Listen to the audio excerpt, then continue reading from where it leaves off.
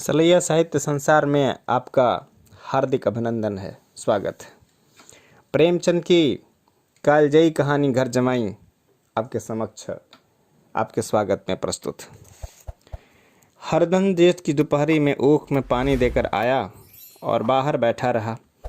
घर में से धुआं उठता नजर आता था, छन छन की आवाज़ भी आ रही थी। उसके दोनों साले उसके बाद आए और घर में चले गए। दोनों सालों के लड़के भी आए और उसी तरह अंदर दाखिल हो गए, पर हरधन अंदर न जा सका। इधर 1 महीने से उसके साथ यहाँ जो बर्ताव हो रहा था और विशेषकर कल उसे जैसे ही फटकार सुननी पड़ी थी, वह उसके पाँव में बेड़ियाँ सी डाले हुए था। कल उसकी सासी ने तो कहा था कि मेरा जी तुमसे भर गया, मैं तुम्हारी ज़िंदगी भर का ठीका लिए बैठी हूँ क्या। और सबसे बढ़कर अपनी स्त्री की निठुरता ने उसके हृदय के टुकड़े कर दिए थे। वह बैठी है फटकार सुनती रही, पर एक बार तो उसके मुंह से न निकला, अम्मा तुम क्यों इतना अपमान कर रही हो। बैठी गट गट सुनती रही, शायद मेरी दुर्गति पर खुश हो रही थी। इस घर से वह जाए कैसे, क्या फिर वही गालियां खाने, वही फटकार सुनने के लिए। और आज इस घर में जीवन के 10 साल गुजर जाने पर यह हाल हो रहा है। मैं किसी से कम काम करता हूँ, दोनों साले मीठी नींद सो रहते हैं और मैं बैलों को सानी पानी देता हूँ, छांटी काटता हूँ। सब लोग पल पल पर चिलम पीते हैं, मैं आंखें बंद किए अपने काम में लगा रहता हूँ। संध्या समय घर वाले गाने बजाने चले जाते हैं, मैं घड़ी रात तक गाय भैंसे धोता रहता हूँ। उसका यह पुरस्कार मिल रहा है कि कोई खाने को भी नहीं पूछता, उल्टे गालियाँ मिलती हैं। स्त्री घर में से डोल लेकर के निकली और बोली, जरा इस कुएं से खींच लो, एक बूंद पानी नहीं है। हरधन ने डोल लिया और कुएं से पानी भर लाया। उसे जोर की भूख लगी हुई थी, समझा अब खाने को बुलाने आवेगी। मगर स्त्री डोल लेकर अंदर गई तो वहीं हो रही। हरधन काका थका मदा क्षुधा से व्याकुल पड़ा पड़ा सो गया। सहसा उसकी स्त्री गुमानी ने आकर उसे जगाया। हरधन ने पड़े पड़े कहा, क्या है, क्या पड़ा भी न रहने देगी या और पानी चाहिए। गुमानी कट स्वर में बोली, गुर्राते क्या हो, खाने को तो बुलाए आई हूँ। हरधन ने देखा उसके दोनों साले और बड़े साले ने दोनों लड़के भोजन किए चले आ रहे थे। उसकी देह में आग लग गई। मेरी अब यह नौबत पहुँच गई है कि इन लोगों के साथ बैठकर खा भी नहीं सकता। अरे ये लोग मालिक हैं, मैं इनकी जूठी थाली चाटने वाला हूँ, मैं इनका कुत्ता हूँ जिसे खाने के एक बार टुकड़ी रोटी डाल दी जाती है। यही घर है। आज यहाँ से 10 साल पहले उसका कितना आदर सत्कार होता था। साले गुलाम बने रहते थे, सास मुँह जोहती रहती थी, स्त्री पूजा करती थी। तब उसके पास रुपए थे, जायदाद थी। अब वह दरिद्र है। उसकी सारी जायदाद को इन्हीं लोगों ने कूड़ा कर दिया। अब उसे रोटियों के भी लाले पड़े हैं। उसके जी में एक ज्वाला सी उठी कि इसी वक्त अंदर जाकर सास को और सालों को भिगो भिगो कर लगाए, पर जब्त करके रह गया। पड़े पड़े बोला, मुझे भूख नहीं है, आज ना खाऊंगा। गुमानी ने कहा, न खाओगे मेरी बला से। हाँ, नहीं तो खाओगे, तुम्हारे ही पेट में जाएगा, कुछ मेरे पेट में थोड़े ही चला जाएगा। हरिधन का क्रोध आंसू बनकर रह गया। यह मेरी स्त्री है जिसके लिए मैंने अपना सर्वस्व मिट्टी में मिला दिया। मुझे उल्लू बनाकर यह सब अब निकाल देना चाहते हैं। वह अब कहाँ जाए, क्या करे। उसकी सास आकर बोली, चल कर खा क्यों नहीं लेते जी, रूठते किस पर हो, यहाँ तुम्हारे नखरे सहने का किसी में बूता नहीं है। जो देते हो वह मत देना, और क्या करोगे, तुमसे बेटी ब्याही है, तुम्हारी ज़िंदगी का ठीका नहीं लिखा है। हरिधन ने मर्माहत होकर के कहा कि हाँ अम्मा, मेरी भूल थी कि मैं यही समझ रहा था। अब मेरे पास क्या है कि तुम मेरी ज़िंदगी का ठीका लोगी। जब मेरे पास भी धन था तब तक कुछ आता था, अब दरिद्र हूँ, तुम क्यों बता पूछोगी। बूढ़ी सास भी मुँह कर फुलाकर भीतर चली गई। बच्चों के लिए बाप एक फालतू सी चीज़, एक विलास की वस्तु है, जैसे घोड़े के लिए चने या बाबुओं के लिए मोहन भोग। माँ रोटी दाल है, मोहन भोग उम्र भर ना मिले तो किसका नुकसान है, मगर एक दिन रोटी दाल के दर्शन ना हो तो फिर देखिए क्या हाल होता है। पिता के दर्शन कभी कभी शाम सवेरे हो जाते हैं। वह बच्चे को उछलाता है, दुलारता है, कभी गोद में लेकर या उंगली पकड़कर सैर कराने ले जाता है, और बस यही उसके कर्तव्य की इति है। वह परदेश चला जाए, बच्चे को परवाह नहीं होती, लेकिन माँ तो बच्चे का सर्वस्व है। बालक 1 मिनट के लिए भी उसका वियोग नहीं सह सकता। पिता कोई हो, उसे परवाह नहीं, केवल उछलने कूदने वाला आदमी होना चाहिए। केवल माता तो अपनी ही होनी चाहिए, 16 आने अपनी, वही रूप, वही रंग, वही प्यार, वही सब कुछ। अगर वह नहीं है तो बालक के जीवन का स्रोत मानो सूख जाता है। फिर वह शिव या नंदी है जिस पर फूल या जल चढ़ाना लाजमी नहीं, अख्तियारी है। हरधन की माता का 10 साल हुए देहांत हो गया था। उस वक्त उसका विवाह हो चुका था। वह 16 साल का कुमार था, पर माँ के मरते ही उसे मालूम हुआ कि मैं कितना निस्सहाय हूँ, जैसे उस पर कोई अधिकार ही न रहा हो। बहनों के विवाह हो चुके थे, भाई कोई दूसरा न था, बेचारा अकेले घर में जाते भी डरता था। माँ के लिए रोता था, पर माँ की परछाई से डरता था। जिस कोठरी में उसने देह त्याग दिया था वह आंखें तक न उठाता। घर में एक बुआ थी, वह हरधन का बहुत दुलार करती। हरधन को अब दूध ज़्यादा मिलता, काम भी कम करना पड़ता। बुआ बार बार पूछती, बेटा कुछ खाओगे? बाप भी अब उससे ज़्यादा प्यार करता। उसके लिए अलग एक गाय मंगवा दी। कभी कभी उसे कुछ पैसे दे देता कि जैसे चाहे खर्च करे, पर इन मरहमों से वह घाव न पूरा होता था जिसने उसकी आत्मा को आहत कर दिया था। यह दुलार और प्यार उसे बार बार माँ की याद दिलाता। माँ की घुड़कियों में जो मज़ा था वह क्या इस दुलार में था? माँ से मांग कर, लड़कर, ठुनक कर, रूठ कर लेने में जो आनंद था वह क्या इस भिक्षादान में था? पहले वह स्वस्थ था, मांग कर खाता, लड़कर खाता। वह बीमार था, अच्छे से अच्छा पदार्थ उसे दिए जाते थे, पर भूख न थी। साल भर तक वह इस दशा में रहा, फिर दुनिया बदल गई। एक नई स्त्री जिसे लोग उसकी माता कहते थे उसके घर में आई और देखते देखते एक काली घटा की तरह उसके संकुचित भूमंडल पर छा गई। सारी हरियाली, सारे प्रकाश पर अंधकार का पर्दा पड़ गया। हरिधन ने इस नकली माँ से बात तक न की, कभी उसके पास गया तक नहीं। एक दिन घर से निकला और ससुराल चला आया। बाप ने बार बार बुलाया, पर उनके जीते जी वह फिर घर में न गया। जिस दिन उसके पिता के देहांत की सूचना मिली उसे एक प्रकार का ईर्ष्यामय हर्ष हुआ। उसकी आंखों से आंसू की एक बूंद भी न आई। नए संसार में आकर हरिधन को एक बार फिर मातृ स्नेह का आनंद मिला। उसकी सास ने ऋषि वरदान की भांति उसके शून्य जीवन को विभूतियों से परिपूर्ण कर दिया। मरुभूमि में हरियाली उत्पन्न हो गई।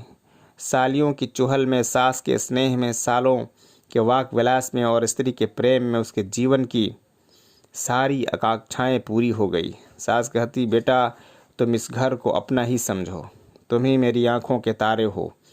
वह उससे अपने बेटे और लड़कों की, बहुओं की शिकायत करती। वह दिल में समझता था सास जी मुझसे अपने बेटों से भी ज़्यादा चाहती।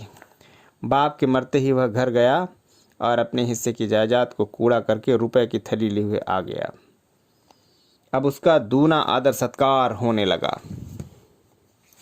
उसने अपनी सारी संपत्ति सास के चरणों पर अर्पण करने अपने जीवन को सार्थक कर दिया। अब तक कभी कभी घर की याद आती थी, वह भूल कर भी याद न आती, मानो वह उसके जीवन का भीषण कांड था जिसे भूल जाना ही उसके लिए अच्छा था। वह सबसे पहले उठता, सबसे पहले और सबसे ज़्यादा काम करता।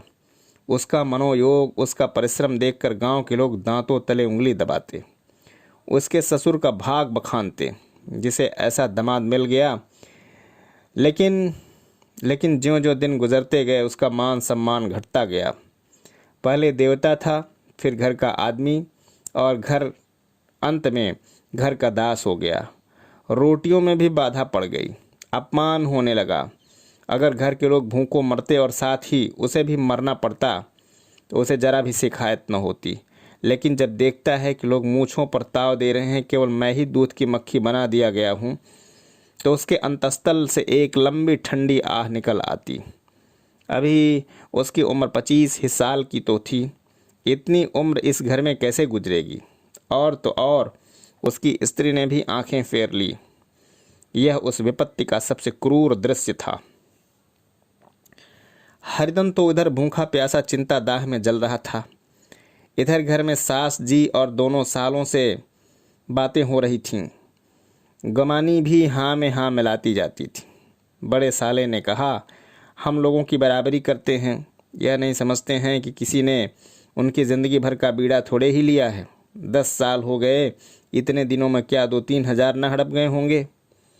छोटे साले बोले, मजूर हो तो आदमी घुड़के भी, डांटे भी। अब इनसे कोई क्या कहे, न जाने इनसे कभी पिंड छूटेगा भी या नहीं। अपने दिल में समझते होंगे मैंने 2000 रुपये नहीं दिए हैं। यह नहीं समझते हैं कि उनके 1000 कब के उड़ चुके, 1.25 सेर तो 1 जून को चाहिए।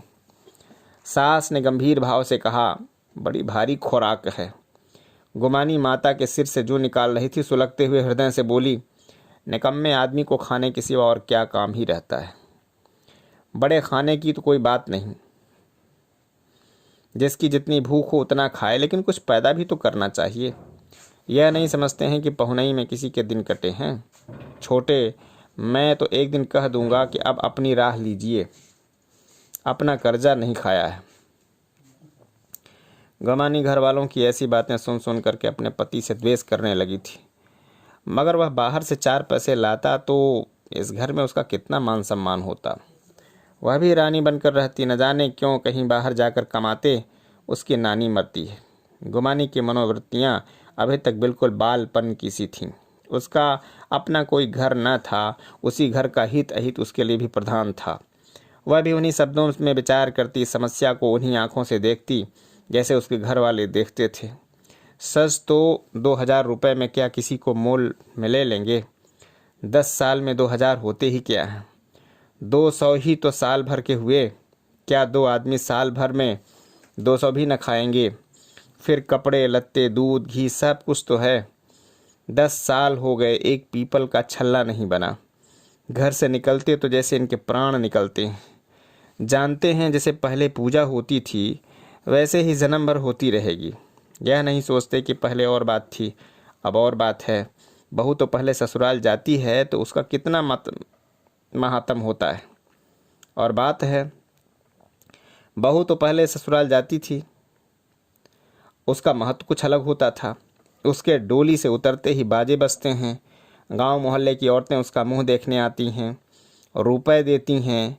महीनों उससे घर भर से अच्छा खाने को मिलता है, अच्छा पहनने में कोई कमी नहीं रहती और उससे कोई काम नहीं लिया जाता। लेकिन 6 महीने के बाद उसकी बात कोई नहीं पूछता, वह घर भर की लौंडी हो जाती है। उसके घर में तो मेरी भी वही गति होगी। फिर काहे का रोना। जो यह कहो कि मैं तो काम करता हूँ तो तुम्हारी भूल है। मजूर की और बात है, उसे आदमी डांटता है, मारता है, जब चाहता है रखता है, जब चाहता है निकाल देता है, कस कर काम लेता है। यह नहीं कि जब जी में आया कुछ काम किया, जब जी में आया पकड़ करके सो गए। हरदन अभी पढ़ा अंदर ही अंदर सुलग रहा था कि दोनों साले बाहर आए और बड़े साहब बोले, भैया उठो, तीसरा पहर ढल गया, कब तक सोते रहोगे, सारा खेत पड़ा हुआ है। हरधन चट उठ बैठा और तीव्र स्वर में बोला, क्या तुम लोगों ने मुझे उल्लू समझ लिया है। दोनों साले हक्का बक्का हो गए। जिस आदमी ने कभी जबान नहीं खोली, हमेशा गुलामों की तरह हाथ बांधे हाजिर रहा, वह आज एकाएक इतना आत्माभिमानी हो जाए, यह उनको चौंका देने के लिए ही काफ़ी था। कुछ जवाब न सूझा। हरधन ने देखा इन दोनों के कदम उखड़ गए हैं तो एक धक्का देने की प्रबल इच्छा को न रोक सका। उसी ढंग से बोला, मेरी भी आंखें हैं, अंधा नहीं हूँ न बहरा हूँ। छाती फाड़ कर काम करूँ और उस पर भी कुत्ता समझ जाऊँ। ऐसे गधे कहीं और होंगे। अब बड़े साले भी गर्म पड़े, तुम्हें किसी ने यहाँ बांध तो रखा नहीं है। अब की हरधन लाजवाब हुआ, कोई बात न सूझी। बड़े ने फिर उसी ढंग से कहा, अगर तुम यह चाहो कि जन्म भर पाहुने बने रहो और तुम्हारा वैसा ही आदर सत्कार होता रहे तो यह हमारे वश की बात नहीं है। हरधन ने आंखें निकाल कर कहा, क्या मैं तुम लोगों से कम काम करता हूँ। बड़े, यह कौन कहता है। हरधन, तो तुम्हारे घर की नीति है, जो सबसे ज़्यादा काम करे वही भूखों मारा जाए। बड़े, तुम खुद खाने नहीं गए, क्या कोई तुम्हारे मुंह में कौर डाल देता। हरधन ने ओंठ चबा कर कहा, मैं खुद खाने नहीं गया, कहते तुम्हें लाज नहीं आती। नहीं आई थी बहन तुम्हें बुलाने, छोटे साले ने कहा, अम्मा भी तो आई थी, तुमने कह दिया मुझे भूख नहीं तो क्या करती। सास भीतर से लपकी चली आ रही थी। यह बात सुनकर बोली, कितना कहकर हार गई, कोई उठे न तो मैं क्या करूं।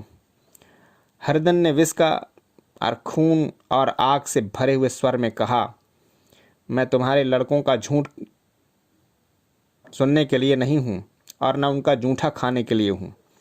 मैं कुत्ता हूं कि तुम लोग खाकर मेरे सामने रूखी सोटी टुकड़ा डाल दो, फेंक दो। बुढ़िया ने ऐंठ कर कहा, तो क्या तुम लड़कों की बराबरी करोगे।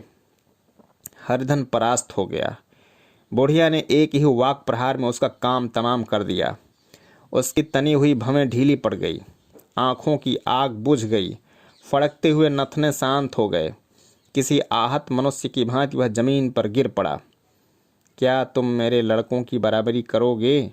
यह वाक्य एक लंबे भाले की तरह उसके हृदय में चुभता चला जाता था। न हृदय का अंत था न उस भाले का। सारे घर ने खाया पर हरधन न उठा। सास ने मनाया, सालियों ने मनाया, ससुर ने मनाया, दोनों साले मनाकर थक गए। हरधन न उठा। वहीं द्वार पर एक टाट पर पड़ा था। उसे उठाकर सबसे अलग कुएं पर ले गया और जगत पर बिछा करके पड़ा रहा। रात भीग चुकी थी। अनंत प्रकाश में उज्ज्वल तारे बालकों की भांति क्रीड़ा कर रहे थे। कोई नाचता था, कोई उछलता था, कोई हंसता था, कोई आंखें मीचकर फिर खोल देता था। रह रहकर कोई साहसी बालक सपाटा भरकर एक पल में उस विस्तृत क्षेत्र को पार कर लेता था और न जाने कहाँ छिप जाता था। हरधन को अपना बचपन याद आया, जब वह भी इस तरह क्रीड़ा करता था। उसकी बाल स्मृतियाँ उन्हें चमकीले तारों की भांति प्रज्वलित हो गई। वह अपना छोटा सा घर, वह आम के बाग जहाँ वह केरियाँ चुना करता था, वह मैदान जहाँ वह कबड्डी खेला करता था, सब उसे याद आने लगे। फिर अपनी स्नेहमयी माता की सदैव मूर्ति उसके सामने खड़ी हो गई। उन आँखों में कितनी करुणा थी, कितनी दया थी। उसे ऐसा जान पड़ा मानो माता आँखों में आंसू भरे उसे छाती से लगा लेने के लिए हाथ फैलाए उसकी ओर चली आ रही है। वह उस मधुर भावना में अपने को भूल गया और ऐसा जान पड़ा मानो माता ने उसे छाती से लगा लिया और उसके सिर पर हाथ फेर रही है। वह रोने लगा, फूट फूट करके रोने लगा। उसी आत्मसम्मोहित दशा में उसके मुंह से यह शब्द निकला, अम्मा तुमने मुझे इतना भुला दिया, देखो तुम्हारे प्यारे लाल की यह क्या दशा हो रही है। कोई उसे पानी को भी नहीं पूछता। क्या जहाँ तुम हो वहाँ मेरे लिए जगह नहीं है। सहसा गुमानी ने आकर पुकारा, क्या सो गए तुम। नौज किसी को ऐसी राक्षसी नींद आए, चलकर खा क्यों नहीं लेते। कब तक कोई तुम्हारे लिए बैठा रहे। हरदन उस कल्पना जगत से क्रूर प्रत्यक्ष में आ गया। वहीं कुएं की जगत थी, वही फटा हुआ टाट, और गुमानी सामने आकर के खड़ी कह रही थी, कब तक कोई तुम्हारे लिए बैठा रहे। हरधन उठ बैठा और मानो तलवार म्यान से निकाल कर बोला, भला तुम्हें मेरी सुध तो आई। मैंने तो कह दिया था कि मुझे भूख नहीं है। गुमानी, तो कै दिन न खाओगे। अब इस घर का पानी भी न पीऊँगा। तुझे मेरे साथ चलना है या नहीं। दृढ़ संकल्प से भरे हुए इन शब्दों को सुनकर गुमानी सहम उठी। बोली, कहाँ जा रहे हो। हरधन ने मानो नशे में कहा, तुझे इससे क्या मतलब, मेरे साथ चलेगी या नहीं। फिर पीछे से न कहना कि मुझे कहाँ नहीं। गुमानी आपत्ति के भाव से बोली, तुम बताते क्यों नहीं कहाँ जा रहे हो। तू मेरे साथ चलेगी या नहीं। जब तक तुम बता न दोगे मैं नहीं जाऊँगी। तो मालूम होता है कि तू नहीं जाना चाहती है। मुझे इतना ही पूछना था, नहीं अब तक मैं आधी दूर निकल गया होता। यह कहकर वह उठा और अपने घर की ओर चला। गुमानी पुकारती रही, सुन लो सुन लो, पर उसने पीछे फिर न देखा। 30 मील की मंजिल हरधन ने 5 घंटों में तय की। जब वह अपने गांव की अमराइयों के सामने पहुंचा तो उसका मातृ वत्सल और उसकी मातृभावना उषा की सुनहरी गोद में खेल रही थी। उन वृक्षों को देखकर उसका विह्वल हृदय नाचने लगा। मंदिर का वह सुनहरा कलश देखकर वह उस तरह दौड़ा मानो एक छलांग में उसके ऊपर जा पहुंचेगा। वह वेग से दौड़ा जा रहा था मानो उसकी माता गोद फैलाए बुला रही हो। जब वह आमों के बाग में पहुंचा, जहां डालियों पर बैठा हुआ हाथी की सवारी का आनंद पाता था, जहां की कच्ची बेरों और लिसोड़ों में एक स्वर्गीय स्वाद था, तो वह बैठ गया और भूमि पर सिर झुकाकर रोने लगा, मानो अपनी माता को अपनी विपत्ति कथा सुना रहा हो। वहाँ की वायु में, वहाँ के प्रकाश में मानो उसकी विराट रूपणी माता व्याप्त हो रही थी। वहाँ की अंगुल अंगुल भूमि माता के पद चिन्हों से पवित्र थी। माता के स्नेह में डूबे हुए शब्द अभी तक मानो आकाश में गूंज रहे थे। इस वायु और इस आकाश में न जाने कौन सी संजीवनी थी जिसने उसके शोकार्त हृदय को बालोत्साह से भर दिया। वह एक पेड़ पर चढ़ गया और अधर से आम तोड़ तोड़ करके खाने लगा। सास के वह कठोर शब्द, स्त्री का वह निष्ठुर आघात, वह सारा अपमान भूल गया। उसके पांव फूल गए थे, तलवों में जलन हो रही थी, पर इस आनंद में उसे किसी बात का ध्यान न था। सहसा रखवाले ने पुकारा, वह कौन ऊपर चढ़ा हुआ है रे? उत्तर अभी नहीं है तो ऐसा पत्थर खींचकर मारूंगा कि वहीं ठंडे हो जाओगे। उसने कई गालियां भी दी। इस फटकार और इन गालियों में इस समय हरधन को अलौकिक आनंद मिल रहा था। वह डालियों में छिप गया, कई आम काट कर नीचे गिराए और जोर से ठट्ठा मारकर हंसा। ऐसी उल्लास में भरी हुई हंसी उसने बहुत दिन से न हंसी थी। रखवाले को वह हंसी परिचित सी मालूम है, मगर हरिधन यहाँ कहाँ? वह तो ससुराल की रोटियां तोड़ रहा है। कैसा हंसोड़ था, कितना चिबिल्ला! न जाने बेचारे का क्या हाल हुआ। पेड़ की डाल से तालाब में कूद पड़ता था। अब गांव में ऐसा कौन है? डांट कर बोला, वहाँ बैठे बैठे हंसोगे तो आकर सारी हंसी निकाल लूँगा, नहीं सीधे उतर आओ। वह गालियाँ देने जा रहा था कि एक गुठली आकर उसके पैर सिर पर लगी। सिर सहलाता हुआ बोला, यह कौन शैतान है? नहीं मानता? ठहर तो मैं आकर तेरी खबर लेता हूँ। उसने अपनी लकड़ी नीचे रख दी और बंदरों की तरह चटपट ऊपर चढ़ गया। देखा तो हरिधन बैठा मुस्किरा रहा है। चकित होकर बोला, अरे हरिधन, तुम यहाँ कब आए? इस पेड़ पर कब से बैठे हो? दोनों बचपन सखा वहीं गले मिले। यहाँ कब आए? चलो घर चलो। भले आदमी, क्या वहाँ आम भी मैसर न होते थे? हरधन ने मुस्कुरा कर कहा, मंगरू, इन आमों में जो स्वाद है वह और कहीं के आमों में नहीं है। गांव का क्या रंग ढंग है मंगरू, सब चैन चना है भैया। तुमने तो जैसे नाता ही तोड़ लिया।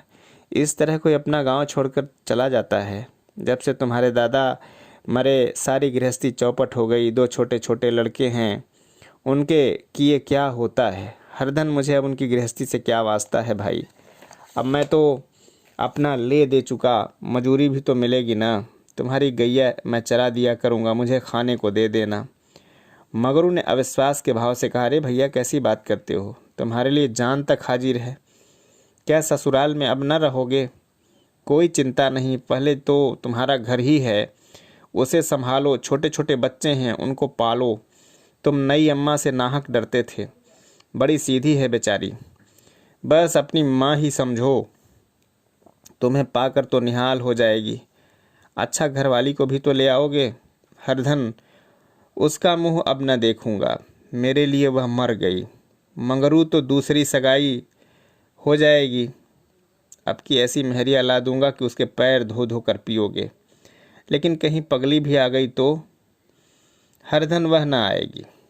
हरधन अपने घर पहुंचा तो दोनों भाई भैया आए कहकर दौड़े और माँ को खबर दी। उस घर में कदम रखते ही हरधन को ऐसी शांत महिमा का अनुभव हुआ मानो वह अपनी माँ की गोद में बैठा हुआ है। इतने दिनों ठोकरे खाने से उसका हृदय कोमल हो गया था। जहाँ पहले अभिमान था, आग्रह था, हेकड़ी थी, वहाँ अब निराशा थी, पराजय थी, याचना थी। बीमारी का जोर कम हो चला था। अब उस पर मामूली दवा भी असर कर सकती थी। किले की दीवारें छिद चुकी थी, अब उसमें घुस जाना असाध्य न था। वही घर जिससे वह एक दिन विरक्त हो गया था, वह गोद फैलाए उसे आश्रय देने को तैयार था। हरधन का निर्वलंब मन यह आश्रय पाकर मानो तृप्त हो गया। शाम को विमाता ने कहा, बेटा तुम घर आ गए, हमारा धन भाग। अब इन बच्चों को पालो। माँ का नाता न सही, बाप का नाता तो है ही। मुझे एक रोटी दे देना, खाकर एक कोने में पड़ी रहूँगी। तुम्हारी अम्मा से मेरा बहन का नाता है, उस नाते से भी तो तुम मेरे लड़के होते हो। हरधन की मात्र विह्वल आँखों को विमाता के रूप में अपनी माता के दर्शन हुए। घर के एक एक कोने में मात्र स्मृतियों की छटा चांदनी की भांति छिटकी हुई थी। विमाता का प्रौढ़ मुखमंडल भी उसी छटा से रंजित था। दूसरे दिन हरधन फिर कंधे पर हल लेकर खेत को चला। उसके मुख पर उल्लास था और आंखों में गर्व। अब वह किसी का आश्रित नहीं, आश्रयदाता था। किसी के द्वार का भिक्षुक नहीं, घर का रक्षक था। एक दिन उसने सुना गुमानी ने दूसरा घर कर लिया। माँ से बोला, तुमने सुना काकी, गुमानी ने दूसरा घर कर लिया। काकी ने कहा, घर क्या कर लेगी, ठट्ठा है। बिरादरी में ऐसा अंधेर, पंचायत नहीं अदालत तो है। हरधन ने कहा, नहीं काकी, बहुत अच्छा हुआ। ला महावीर जी को लड्डू चढ़ा आऊं। मैं तो डर रहा था कहीं मेरे गले न आ पड़े। भगवान ने मेरी सुन ली। मैं वहाँ से तो यही ठान कर चला था कि अब इसका मुँह न देखूंगा, अब इसका मुँह न देखूंगा। जय हिंद, वंदे मातरम।